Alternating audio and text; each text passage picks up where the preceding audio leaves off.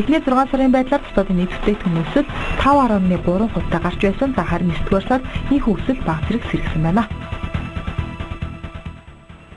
Түгээмж хэрэглэгддэг эмний үн нэмэгдэж өндөр наснууд эмээ худалдаж авч чадахгүйд хүрсэн байна. Нийслэлийн хэмжээнд үйл ажиллагаа явуулж байгаа 500 эмийн сангуудад эмний үн өдрөөс өдөрт нэмэгдэж байгаад иргэд бухимдалтай байгаамаа.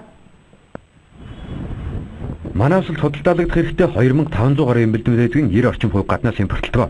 Харин импортоор орж ирж байгаа эм бэлдэмлийн үнийг зохицуулах хууль тогтоомж байдгүйгээс сүүлийн 2 жилийн хугацаанд эмийн үн 30-аас 40% нэмэгдэжээ. Нэг ёсондоо бол эмийг оруулж ирж байгаа 103 аж ахуйн нэгж байгууллага хүссэн үнэ тогтоодог гэсэн үг. За жишээ нь өвлийн удирдал борлуулалт сайтай байдаг Серапон эмийн үн 1000-аас 2000 төгрөгөөр нэмэгддэг. Харин даралт зүрх үе мөчний эмнүүд ч ширхэг бүртээ 500-аас 1000 төгрөгөөр нэмэгдсэн байна. Хамгийн гол нь нэг үйлдвэрээс импортлож ижил унаагаар тээвэрлэж адил татвар төлсөн эм бэлдэмлийг зэрэгэлдээ 2 эмийн сан өөр өөрөөр зарж байгаа нь иргэдэг бухимдуулж байна. Одоо эмний үн бол дийлдэхгүй юм байна. Мэтийн бол эмнээс авахгүй тэгэл үргэлжил энэ 270,000 цаасан тэрнийг эмнээс л өгөх юм. Эмний үн бол таашгүй их л байх.